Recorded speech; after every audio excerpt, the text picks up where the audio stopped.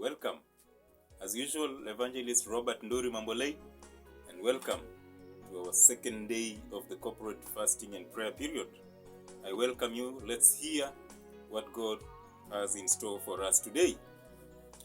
Now, we have given a theme that through this period of fasting and prayer, we are looking to calm every storm. I do not know what storm is in your life. I do not know what storm is in the lives of your loved ones, but we are here in the name of Jesus to make sure that every storm is calmed in Jesus' mighty name. Now, today's reading is going to be from the book of Luke chapter 8, verse 22 to 25, as that is the theme of our corporate fasting and prayer period. And I will read.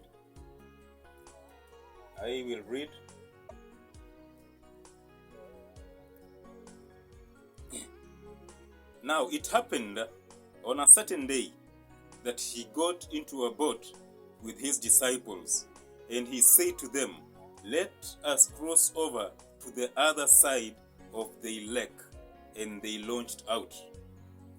Brethren, it is not true.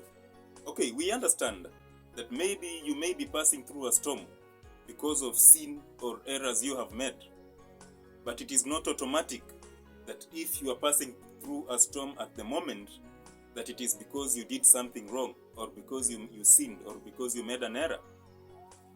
There are storms that come in our lives because we decide to launch or to go forward.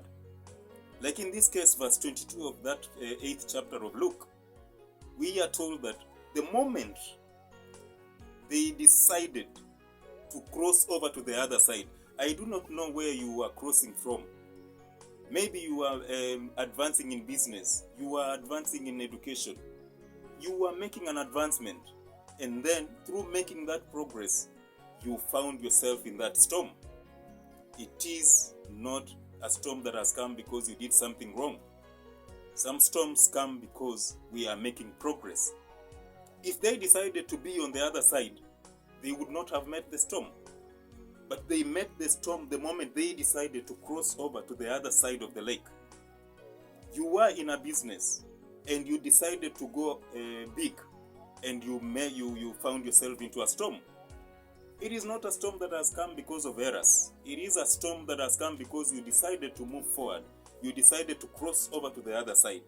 So if you are in a storm and you have investigated that there is nothing wrong you have done, there is no sin you have committed, there is no error you have made, do not cry at yourself. You were online. You were in this storm because you made a decision to cross over to the other side. Verse 22, but as they sailed, he fell asleep, and the windstorm came down on the lake, and they were filling with water, and they were in jeopardy. Now, a storm is made of two things. There is what we can see physically, that is the water.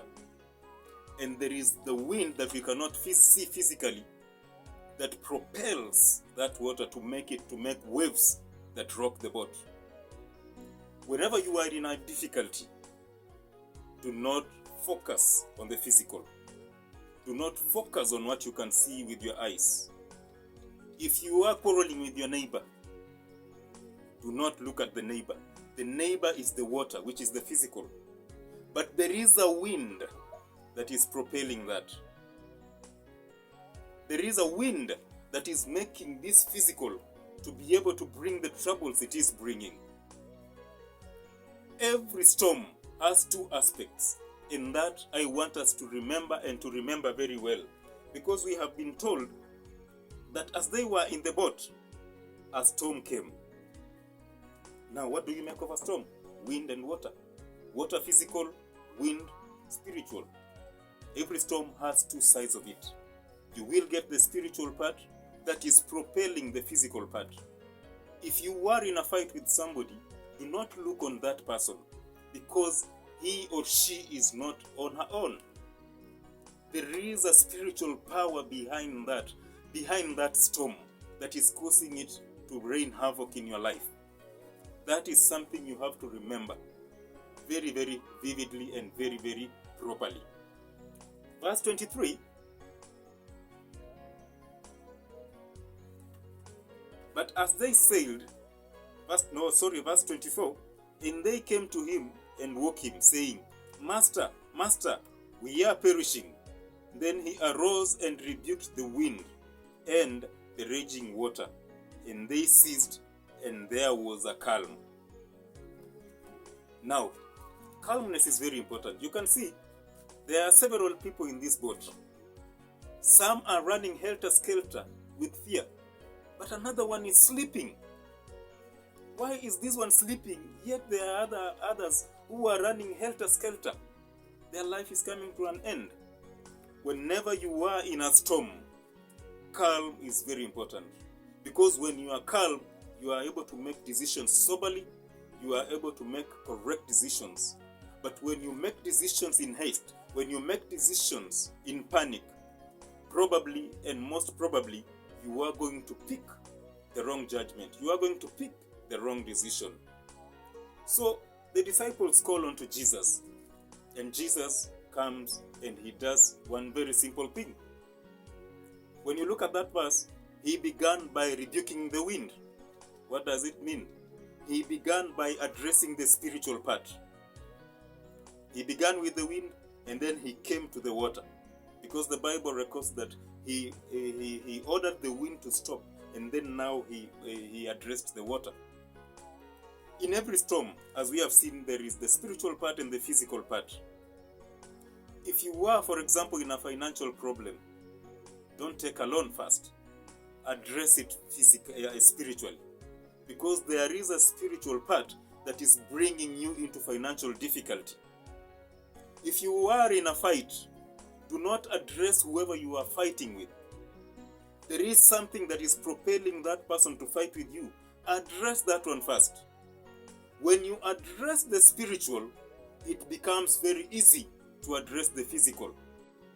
But it is very, very difficult to solve or to calm the whole storm if you are going to address the physical, leaving out the spiritual. It does not make sense. Our battles are won in the spiritual. And then the manifestation now comes in the physical. There is no way we can win battles in the physical life. Let us first of all win our battles spiritually, and then with that strength that we have come from in the spiritual realm, we can now come with that strength in the physical, and we shall be able to address our challenges very easily and very straightforward. Verse 25, the last verse, as we look upon it. But he said to them, where is your faith? Another very important aspect. Whenever we are in a storm, faith is very key. As we are in the period of fasting and prayer, why are you fasting? Are you fasting because others are fasting? Are you praying because others are praying? Are you fasting because it is a routine for Christians to do a corporate fast? If you do that without faith, Hebrews chapter 11 verse 6, it is impossible to please God without faith. If we are to succeed in this period of prayer and fasting, then I advise you, I tell you, brethren, faith is very key. As much as calmness is key, faith is at the apex of the requirements we need in this period of fasting and prayer. If whatever you are doing, you do it without faith, then it is better to stop. Because without faith, there are not going to be any rewards. Without faith, you are not going to win that battle. What wins this battle is what we are doing with faith. Because faith is the fuel. Faith is what gives us the energy. Faith is what gives us the strength. Faith is what gives us the spiritual elevation to be able to confront every storm for us to have any chance of winning. Faith is key. So, brethren, thank you for listening. I welcome you as we continue through this period of fasting and prayer. Let's keep fasting. Let's keep praying through this period of fasting and prayer. And every storm shall be calm in Jesus' mighty name.